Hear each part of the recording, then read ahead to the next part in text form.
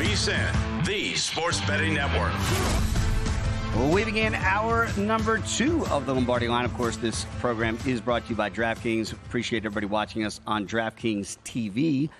We do have an update that Stormy has found a plane, Michael, so you're going to get your host back tomorrow. She's going to be in transit getting back here to Las Vegas. That'd be great, yeah. We did want to update the poll question. She's been stuck. I feel bad for her. I did too. She takes days off to work, you know. Right. When you take days off to work, it's always hard. I mean, poor girl doesn't get a day off. She's working, and then, then you get travel. It's just so bad. Can you imagine not being able to get a plane back to Las Vegas? I mean, that just doesn't sound right, does it? It seems like every plane goes to Las Vegas. It just should be like nonstop to Vegas everywhere, at every airport in the country. But apparently there's some issues right now. So we're going to get Stormy back tomorrow. Poll question's up right now on your X account. And the simple question was, who's going to be the highest scoring team in the NFL? Cowboys did it last year. And I like how you said if the answer isn't listed, please post in the replies. Had some replies to that. But right now, the Lions at plus 550. You're getting a lot of the action here at 43.1%. Dolphins coming in second at 30.3%. Bills only 7.4%. Niners are 19.1%. I'll tip my hand. I voted Bills at 9-1. I think the demise of the Bills is going to be greatly exaggerated. And I think with their defense maybe taking a step down, you might even see more out of Josh Allen and have to carry this team really offensively. So that's where I cast my vote. Have you officially cast a vote? I would say this. Well, no, I did not cast a vote yet, but I would say this. I think I just want to kind of help people along. Detroit, number 1 team in the National Football League last year in touchdowns per game, 3.5. So that sounds like a really good idea to make that bet. The problem with Detroit is because they go for it so often on 4th down, and because you just don't know exactly what's going to happen. They were 30th in the National Football League in terms of going for it on 4th down, kicking field goals. They only tried 2 field goals outside of 50 yards. Can you imagine that? They play inside a dome, and so they only tried 2 out of 50. And so they are they're going to go for it on 4th down. They were just 50% on 4th down for as much as they do go for it. So they're giving up yards. They were 32nd in field goal attempts last year, which that allows you those points that you're passing up, because remember, 50% of the time you didn't convert the 4th down, even though everybody in the analytical community embraces you and loves you that you're not taking 3 points because it's brilliant that you're not doing that. Then even though the game adds up points as we go along, it's not basketball. We don't get as many shots attempts as a 3-pointer. It's hard to bet them because they give away points. I'm going to get those shirts printed. Take the points. I keep preaching it here in the network, especially early in games. I'm right there with you, Michael. We did have some storylines we talked a little bit about, and I just wanted to touch on them briefly. We talked about the sit-in for Jordan Love in Green Bay. He's going to be there. He's not going to do anything as he tries to work out a new deal. I don't know about what's going to happen with Tua down there in Miami as well. You mentioned a similar agent, so I wonder if it'll be similar strategies here for those quarterbacks. Well, you have to get the team to acquiesce to it. Brian Gutekunst, the general manager of the Packers, came out today and has said that he's going to allow Love to sit in. I think once you allow players to sit in, you're asking for it. Remember, you're either coaching it or allowing it to happen. I mean, I think if you don't want to come to camp and you don't want to do any of the work, you don't want to go on the field and do the work, then what are we doing here? You lead by example. Do you think Patrick Mahomes is not going to lead by example? Do you think Joe Burrow is not going to lead by example? I mean, that's what you're competing against. You're competing against the teams that have to. And if you're going to beat the Detroit Lions, look, you didn't win 25 games last year. This is a little bit of the erosion that comes from basketball. You have one good year or 6 good games. I mean, look, this is a team that struggled to beat the New York Giants in the Meadowlands. And I grant you that Love played better as the year went on, right? But when he had to throw it over 40 times per game, which he did in 4 games last year, they were 2-2. And what's really bad about his 40 pass attempt games is he only averaged 57% completion. So the more he throws, the less completions he gets. Now, look, I love their offense. They're the number 2 team in the National Football League in not allowing sacks per play, which is really important. and having Jacobs is going to help them. But this is a team built on run the football, be able to stay out of as many third downs as you can. And, again, they got hampered by their field goal kicker, too, so they would have scored more points. But Love can't turn the ball over. And early in that 3-game losing streak, if you go back and watch the Raider game, they were protecting Love from beating them. That's fascinating because I think you made a pretty interesting distinguishing characteristic from a GM's perspective and a player's perspective, which is maybe in Dallas, CD Lamb might sit out. He might not be there at all. It looks like Dak Prescott's going to be there and see if they get a new deal done somewhere down the road, but he's going to be there. You're okay with that if a player decides to sit out to have those conversations, but the sit-in is not as good a deal, correct? It's a distraction. It's a distraction. You know, why aren't you there? You know, then every day people are going to ask about Love's contract. Whereas if he participates, he's not going to get hurt. He's just only going to get himself ready for the season. Nobody's going to touch him. He wears a goddamn red jersey. Nobody's going to get 10 miles near him. Right? So he's going to go out there. He's going to get all his reps. His arm's going to stay loose. He's going to throw the football. Right? And so he's going to go through it. Like if I were Brian, I would have been on the phone with Dave Dunn, the agent. Like, this is ridiculous. He's not going to get hurt. Now, if you don't want to play in the preseason games because you're worried about injury, I get that. We're not going to play in the preseason games anyway.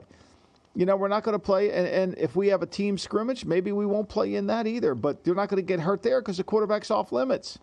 So, like, tell me one quarterback that gets hurt in training camp that wouldn't be hurt whether he was working out. I mean, Burrow hurt his calf running around. I mean, that could have happened whether there were 11 guys on the field or 50 on the field. You can't predict that. So, like, what are we doing? You're just hurting the whole team. You're not helping our team. We need you to be a leader. Leaders don't stand on the sideline and watch. Again, Arumph, I think that's exactly spot on. And I'll be interested to see how it plays out for a quarterback that we think is emerging. But maybe this seems like an odd way to prove your leadership here this year in Green Bay. I do want to get to what's on your mind today. And you talked about Patrick Mahomes. There's no way he would be pulling what Jordan Love potentially is pulling in Green Bay or Tua potentially down there in Miami. His approach to camp, Michael, this year may be a little bit different than years past. Take a listen. This is my first year I'm bringing a TV. So I haven't brought a TV ever before, but NCAA came out, and I'm going to have to turn it on. So I brought a TV for NCAA and the Olympics. So that's my first year of doing that. There it is, Michael. So when we get to we wrote about this tomorrow. We wrote about this tomorrow for the Daily Coach, and I think what you have to understand about what he's saying is he's a grinder, right? There's a certain level of players that what we call on the Daily Coach, we call it Grinder Island. There's certain guys that live on Grinder Island that block out all the distractions. Brady lived on Grinder Island. Peyton Manning lives on Grinder Island. Like, there's nothing that's going to happen in their life that keeps them away from trying to get better. I know a coach that was at the Chiefs, a college coach that watched the Chiefs practices, right? Mahomes took 90% of the reps. Mahomes led every single drill. That was Brady. You know, he's not the highest paid quarterback in the league. Mahomes isn't. He could be. He could demand to make $60 million. He could demand to make $65 million. But he's a teammate. He wants to win. He's a grinder. Like, he gains pleasure down the road. He doesn't need instant gratification. Like, I would be worried if I were the Packers and if I gave Love $50 million a year. What's that going to do to him? Because he's not on Grinder Island. No, he's not. And again, we know this is the time of year, Michael, where we talked about it a lot last year. We're going to talk about it a lot this year. You get these clips that come out of camp, and, you know, you're going to get excited. This is a time to get excited about your team. You look at this throw that we're showing you. This is to the rookie Xavier Worthy out of Texas, of course, their first-round draft pick. And you look at him as a speed guy. You see the players and their reaction, too. I know it's just camp, but when 15 does this, you see him sprinting around there, too. He's getting excited, right, Michael? I mean, the offense has been down in recent years. But the defensive back – but in fairness, I mean, the DB guy just backed off the play. I mean, this is an incredible throw, rolling to his left, turning his body. But watch, the DB guy didn't even try to play the ball. He just, backed off of it. You know, look, they're in pat. But here's what I would say. They go to Missouri Western, right? Mm-hmm. That's old school. We had Brett Veach on. This Kansas City Chiefs team is old school. They're old school all the way. Like, they're going to practice hard. They're going to get stuff done. They're going to make sure that they get their football training in place. Their pad level is going to be good. This is what makes them so good off bye weeks. This is what makes them so good in the regular season in the opening game. Now, they lost last year to Detroit in the opening game, but the difference between Kansas City's preparation for the season is vastly different than Zach Taylor's preparation in Cincinnati. He's 0-4 the last 4 weeks going into the beginning of the season, right? The last 2 years, he's lost both first and second games of the year with Burrow. Now, Burrow wasn't healthy last year, so you can make an excuse there.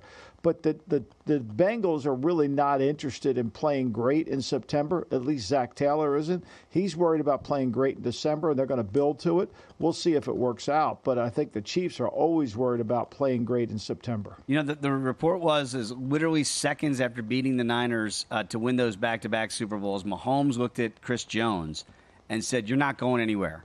Like, we're like in the moment of winning that Super Bowl, they're already thinking about a three-peat. Did you like that mental edge is like, like right, this wasn't a month later. It was right there in that moment of winning that second straight Super Bowl. They're already thinking about the three-peat. Well, that's because he's grinder. Grinders don't think about anything but keep grinding. That's all he knows. Yeah. That's all he wants to do. He wants to grind. He wants to be in there. He wants to lead the team. He wants to take the reps. You're never going to hear out of Pat Mahomes, "I got it," because he's going to take it. Man, when you start off with that guy, 15, you got a shot every single year with that mentality. When we come back, Bucky Brooks is going to join the program, talk more about camp and what we expect to see this year in the NFL. That's next here on the Lombardi Line.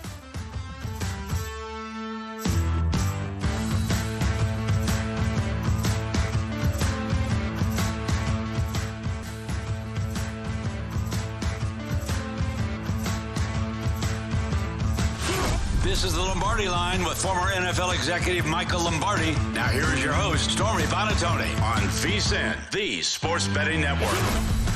The VSiN NFL Betting Guide is already out now, and our college football guide drops August 1st. So only VSiN Pro subscribers get all the tools to prep for the college and the NFL seasons.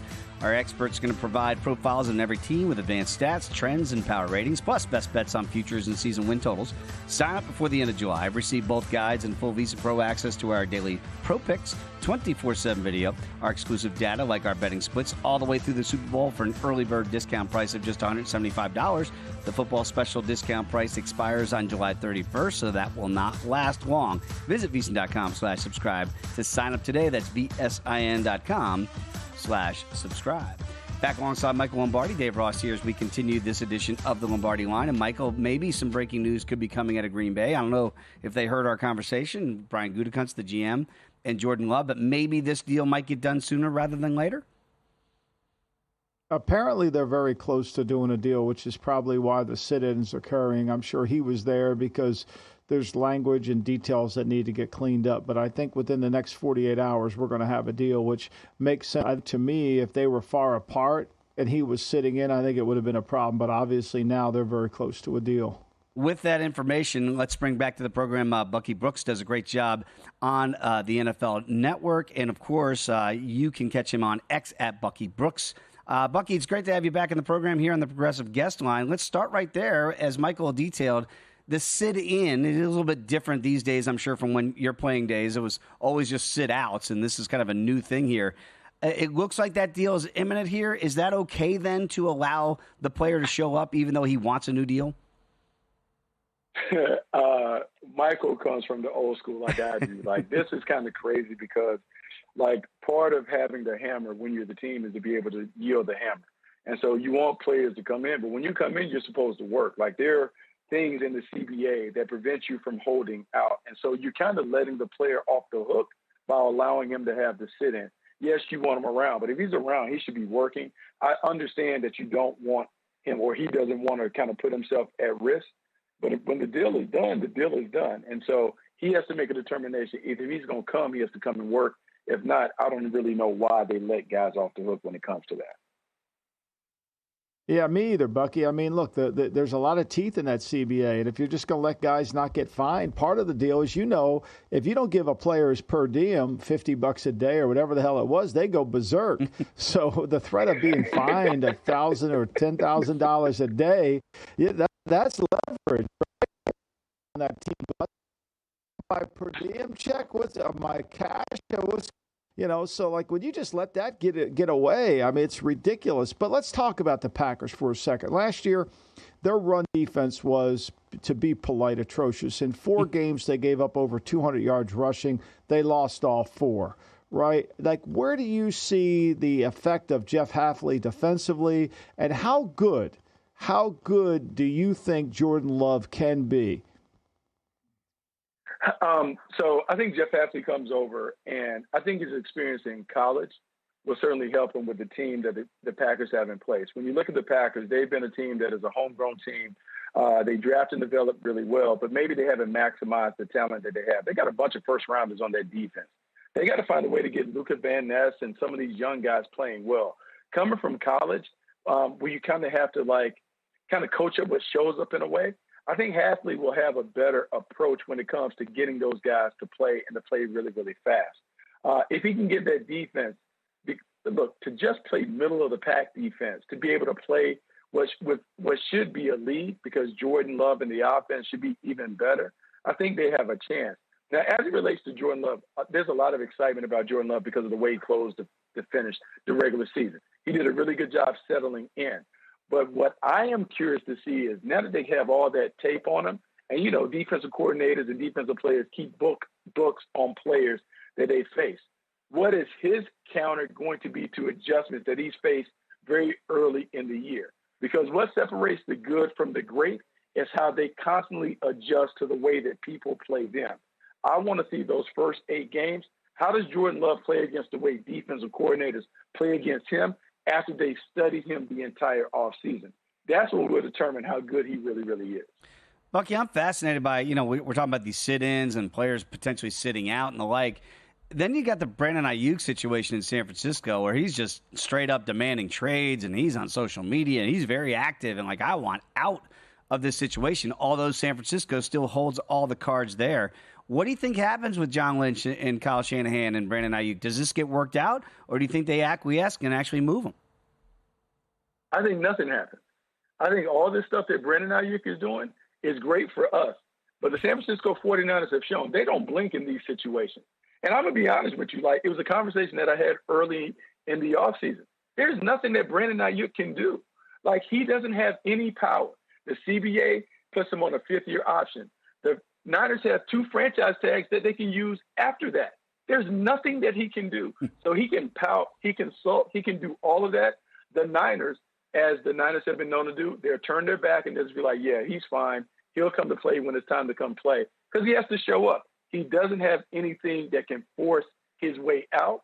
So he has to come to grips that he's going to play for $14 million this year and whatever the franchise tag deems the next year, if the Niners don't want to do a negotiation. I couldn't agree more. It's really just because nobody understands that this isn't the NBA, Bucky. People have this mentality that Brandon Ayuk has become James Harden.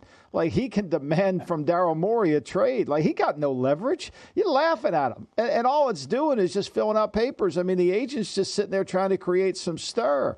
And everybody in the 49er building's laughing at him, because what are they going to get back that is going to be worthwhile for their Super Bowl run that's better than Brandon Ayuk? A first-round pick that you don't even know where it is in the draft? It's absurd. All right, let me put your GM hat on, and let me know. You know how I feel about Tua. You've listened to me rant about Tua, how, yes, he's good. He does some good things. But what do you think ends up happening with the Tua deal? Do you think they get it done? I think eventually they get it done, because I think the people that drafted him are still obviously. Chris Greer has a vested interest in making sure that his prize pupil is signed. But I think the money part of it is where you're going, because it's one thing to evaluate the numbers. It's another thing to evaluate the player. And what you're trying to assess is how much of it is the quarterback, how much of it is the weapons around him. And not to diminish anything that Tua has done. But, man, that is a world-class track team that's around him. And Tua does a great job of giving ththose guys the baton on the 4x1 relay. But how much are you willing to pay for that? Because if you pay Tua too much, well, then you can't keep the track team together. You can't keep Jalen Waddle, Tyreek Hill, and all those guys happy if you overpay for the quarterback. So hopefully the quarterback realizes where he fits in the puzzle, and he takes, I won't say market value. So market value is going to put him in the $50 million club. But how much over that are you willing to pay to when you know you got to have all these other things right for him to play at his best. Bucky, with the explosion of these contracts for quarterbacks, I wonder what's going to happen down in Big D, because we just went through this a couple years ago with Jerry and Dak.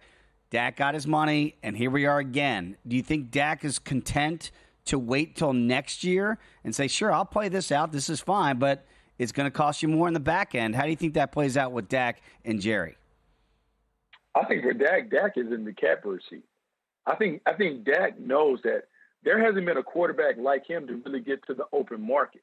So I think he's very comfortable playing, because the other thing is the fear factor that we all have on the outside. Well, what if he gets hurt? But Dak already has done that. He got hurt on a franchise tag and got his money. So he knows that regardless, he is going to get paid. So he can say, hey, man, I can push it off because I know this. The price for top quarterbacks never goes down. So what is $55 million this year will be $65 million next year. And so the Cowboys have kind of let it get to the point where they have to figure out, do they want to draft one or do they want to keep paying top-of-the-market prices for the quarterback? I don't think the deal gets done. I think this goes all the way through the regular season and they part ways. Dak goes and gets a blockbuster deal on the open market, and the Cowboys figure out how to reset the franchise by finding a quarterback, either in the draft or one of those journeyman quarterbacks to be the QB1 going forward. Yeah. What do you think CeeDee Lamb gets done before the beginning of the season? I think he has to. I think if they start to look at it, because we talked about maybe not paying the quarterback. Well, if you're not going to pay the quarterback, well, then you want to make sure that you kind of put everything in place for the next guy. CeeDee Lamb is their number one receiver. CeeDee Lamb is kind of like the young perimeter playmaker that they have, because Brandon Cooks is over 30. Elliott is over 30. Like, they got to pay someone that's young that can be there for a round. He gets his money.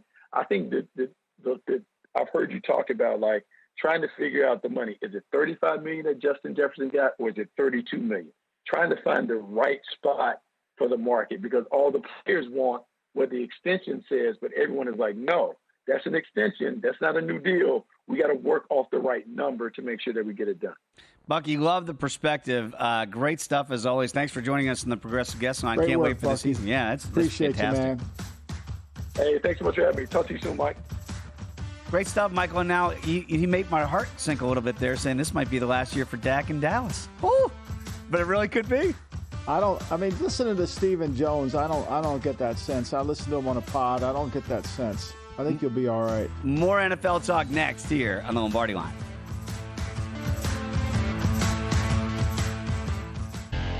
July's ending with a bet.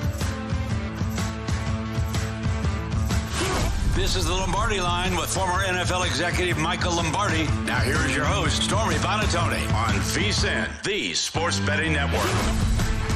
We're almost to that time of the year when you check out VSiN.com. You're going to get a lot of articles each and every day about NFL. Training camps getting ready to go, so check it out every day to get your best bets, betting splits, exclusive articles, odds by state. They're going to vary by state. Betting tools, betting guides. It's there for your perusal each and every day at VSiN.com. Back alongside our GM, Michael Lombardi. I'm Dave Ross. We continue this edition of the Lombardi Line, and let's get to those burning training camp questions, Michael, that we have out there. And the first one is one that we've touched on the show today, and it's weird. It's a motivation that we haven't seen play out very often. I know Patriots have done it back in yesteryear, going back to back, but that focus that they're going to need to have in order to go for a three-peat. Is that a distraction, or is that a good focus that it puts it into clarity? And no, we know exactly what we want to do. We want to make history. Well, I think they've got a really good leader in Andy Reid. And part of managing expectations comes from the head coach. If you want to know how not to manage expectations, just spend time in Florham Park and talk to Robert Saleh. He'll explain to you exactly how not to do it. Meanwhile, if you watch Andy Reid, you'll know exactly how to do it, right? You embrace it. You run to it. Look, they've got a good team.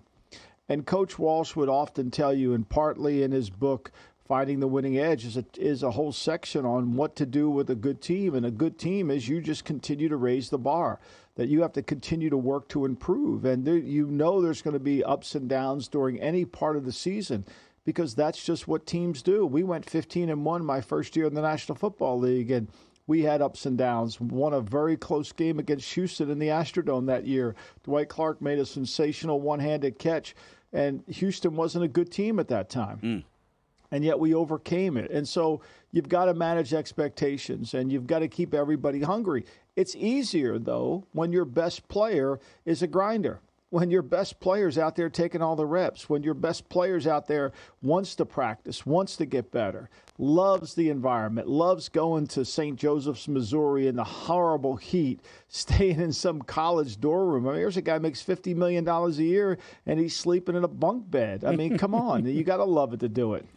Speaking of love, and this is certainly a burning question in training camp in Green Bay for the Packers, but it does feel like, as you mentioned earlier, that maybe this deal with Jordan Love is imminent now. Is that once that gets done, that goes away, does the focus then go back to the defense and kind of resurrecting that with a new defensive coordinator this year? No question it does. It goes right back to the defense, but also goes to the offense, right?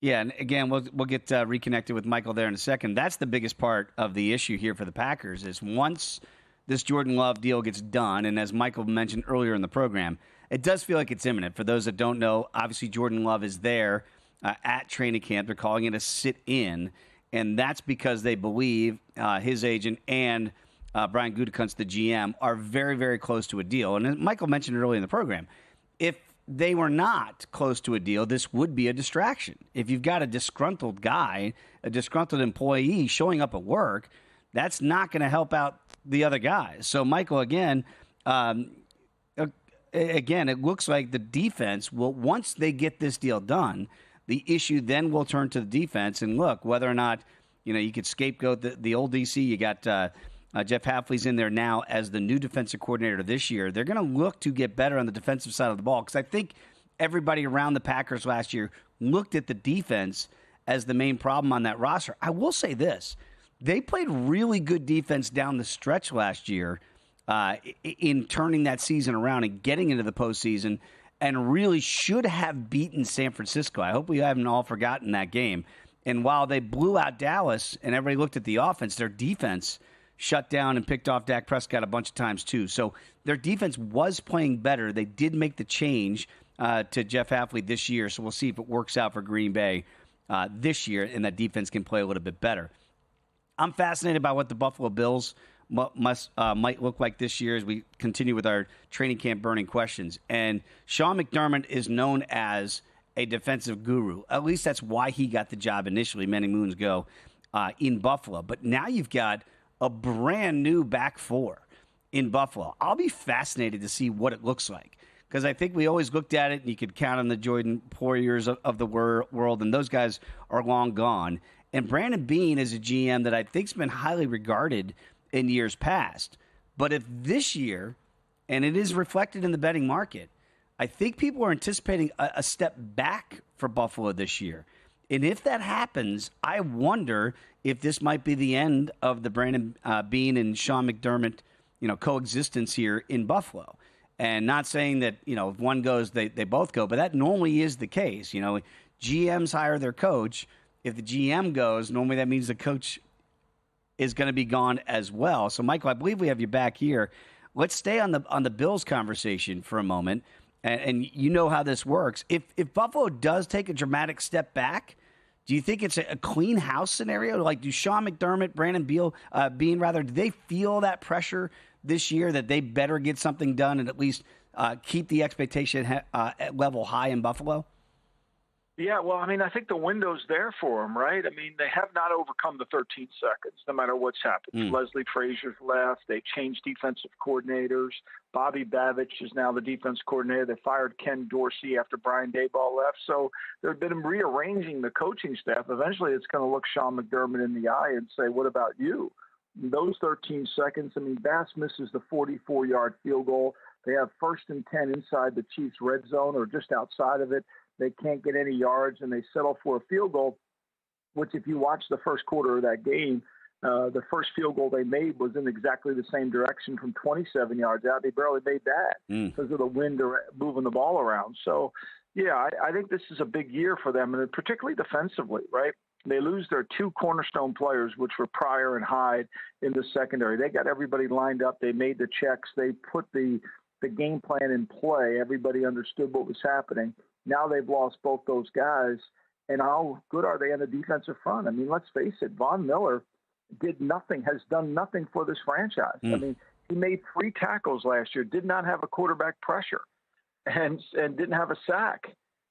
So like those are serious elements that, it's hard to overcome when you don't get that going. And so I think for Buffalo, I think that's really the time. And if you're not going to blame the players, then eventually the coach gets in there. And so, look, we know that Josh Allen has to lower his interception percentage. It was at 3.5, the highest it was in his career. So he's got to take care of that. But I think the real question is, can they play good enough on defense against good run teams? Michael, I'm fascinated when you look at a guy like Dave Canales, year 1 in Carolina. He's kind of known now as the guy that resurrects quarterbacks, right? Maybe Geno Smith, and then we saw it with Baker Mayfield in Tampa last year. Is it already time for that conversation with Bryce Young? Like year 2, are we already getting desperate that Canales has got to be the savior here and resurrected for Bryce Young? You know what's funny about Canales, Dave? You say that. When he was with Pete Carroll, he came to Seattle when Pete came to Seattle. He was a strength coach. And Pete kept hiring offensive coaches over Canales. The reason he went to Tampa is because Pete wouldn't promote him to become the offensive coordinator there. So he's had one good year coaching a quarterback, and he got a head coaching job. God bless him. That's tremendous, right? And I think, to me, really the key to Bryce Young is going to be, can they protect him? I mean, 13 games last year, they scored less than 20 points. In 11 games, they scored less than 16 points. I mean, Canales is going to do better than that just because it's impossible not to, right? Yeah. It's impossible not to. Now, they've got Miles Sanders, Chuba Hubbard. They put Jonathan Brooks on PUP because he came in injured. I mean, that's a crowded backfield. Somebody's going to get traded back there. And if they can run the football and take some of the pressure off of Bryce Young, I mean, the guy averaged 5.5 yards per attempt last year. It was horrendous. I look at the Browns. They, by the way, moved out to be a 2-point favorite now, week 1 against the Cowboys. I almost look at them, and I got Stefanski, coach of the year last year. I get it with all the different quarterbacks they had to play. They're going to go back to Deshaun Watson. Who's Deshaun Watson at this stage of his career, Michael? Can you answer that? Well, I don't know the answer to that. I don't think Deshaun Watson does, because maybe Will Fuller's the only one who does know that, right? I mean, in 12 games in his Cleveland Brown career, he's averaged 6.5 yards per attempt, 14 touchdowns, 9 interceptions. I mean, in 2020, when he was with Houston, he had a 54.5 success ratio, 55.4. In 23, he's down to 38.3. Oof.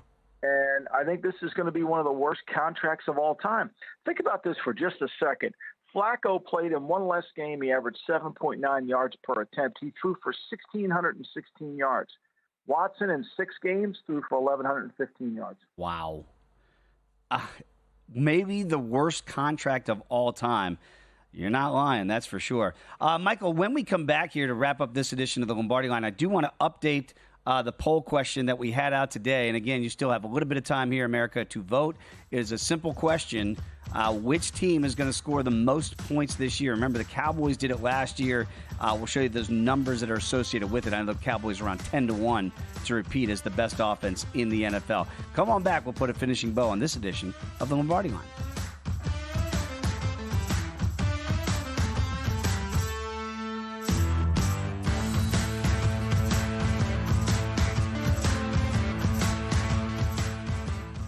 VSiN's football season deal is...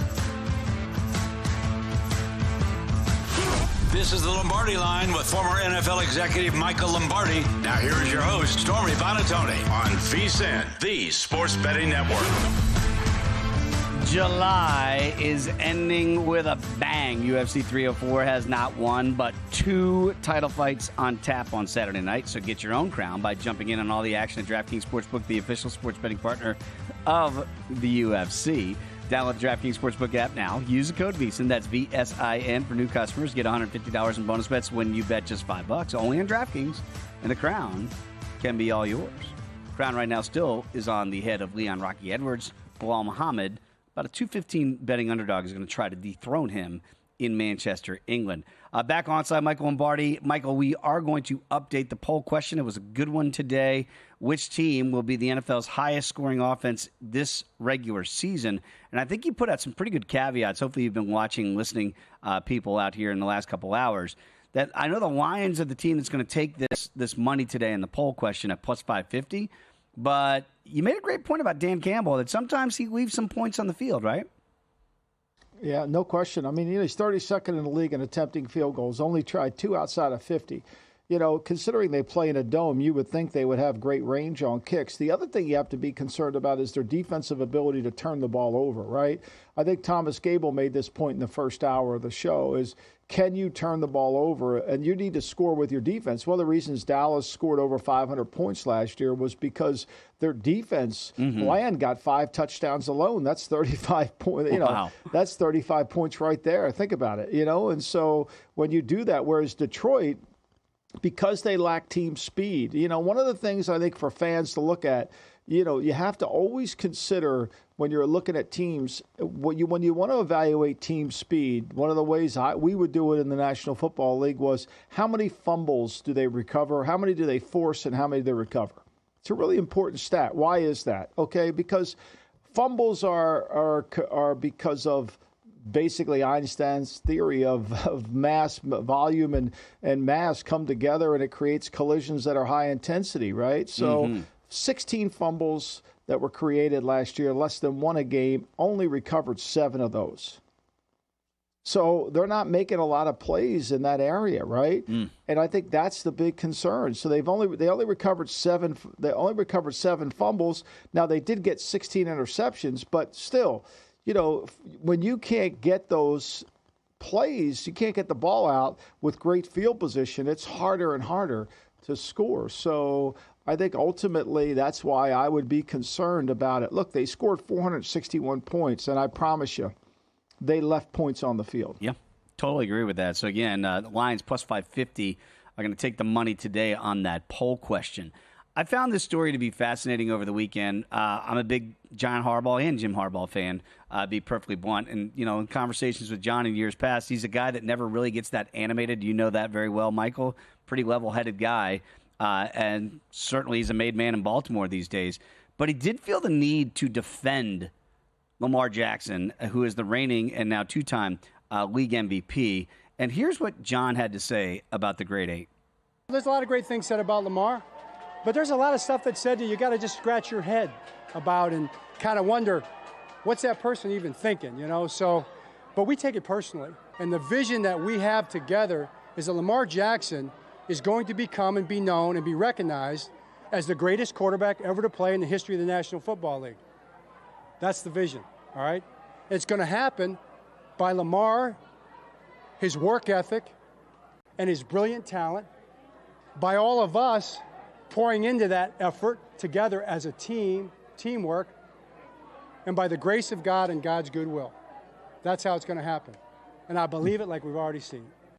That's the thing, and you know this. The Harbaughs, when they say stuff, it might sound hyperbolic. They believe it. Whether it's true or not is a different thing. But he believes that he can be the greatest quarterback of all time. What do you make of those comments from John? It seems a little odd here in July. Well, I mean, I think, look, Lamar is certainly a dynamic talent. And I think what John's saying to you, if you want to read between the lines, is we haven't done the things we need for him to do come playoff time. I mean, they've lost home playoff games. They've lost to Tennessee, comes in there, and last year, Kansas City comes in there, and frankly, they didn't give Kansas City as good a game as Buffalo did. I mean, Buffalo gave them a really good game, and Buffalo should have beaten them, could have beaten them, let's say that. Whereas they panicked. Baltimore has panicked. Now, I love Lamar, and I've always loved Lamar. I mean, Bill Polian thought he was a wide receiver coming out. Bill Polian's in the Hall of Fame. So there shows you the disconnect between what some people thought of him and where he is. I thought he was always going to be a quarterback. I've always felt like the Ravens have not done the things for him that are conducive to him. They keep thinking adding receivers is going to make him better when Lamar throws the ball in the middle of the field as well as anybody. And if they keep trying to throw it outside the numbers, that's not his game. You're asking him to do things he's not great at doing. Now with Henry, where they have to be in pistol, you cannot be an offset shotgun with Derrick Henry. He's not that back. He needs to be deep into the I formation to get some momentum going.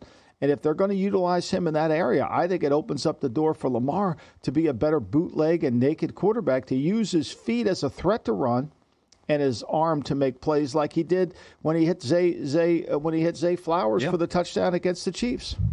You know, back in the day, Aaron Rodgers used to do a lot of that boot action early in his career when he was more nimble on his feet and certainly had the legs to do it. We know he's coming off a devastating Achilles injury, first series of last year. He's going to be back for the Jets. But what he doesn't know is if this is going to be the swan song. And he said, quote, I don't know. I'm not sure. He said this one for sure this season. I wanted to do 2 good ones to give us a chance to retire a Jet and win 2 Super Bowls. Does that say to you that this is a guy that really says, Michael, get inside Aaron Rodgers' head, good luck, that this is it? This is my last year? I think to me it comes back to we just never know what he's going to do, right?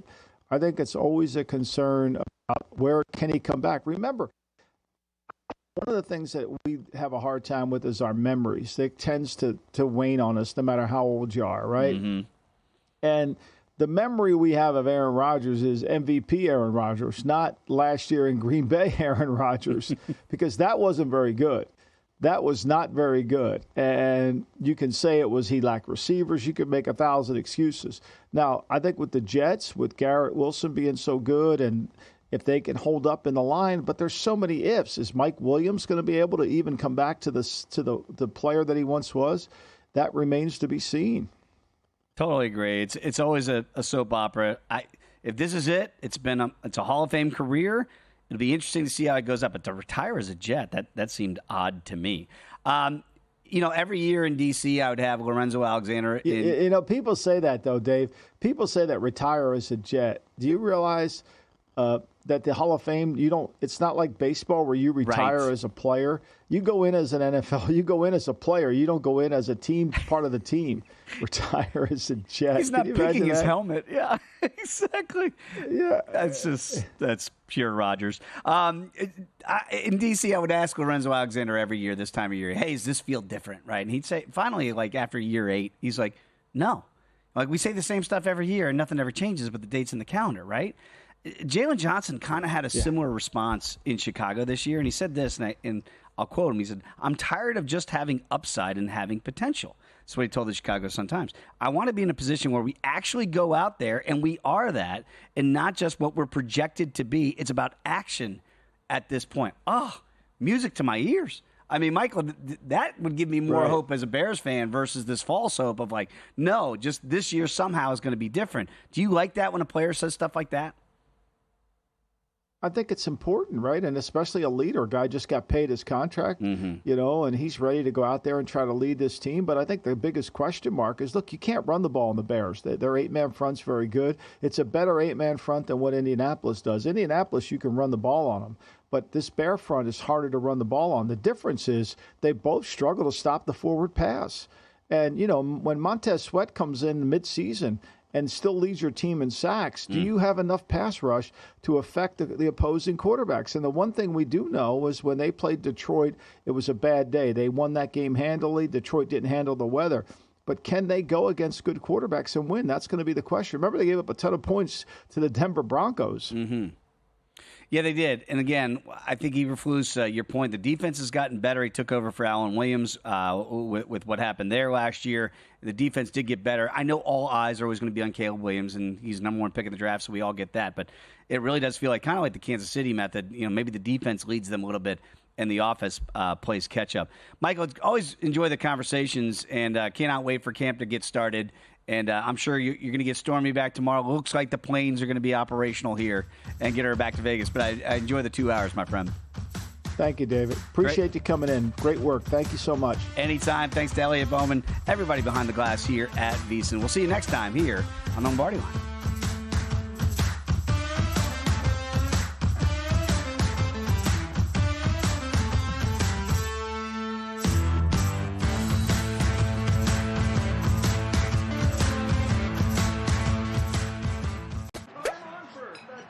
Bonus bets instantly. This baseball season, DraftKings is coming up clutch.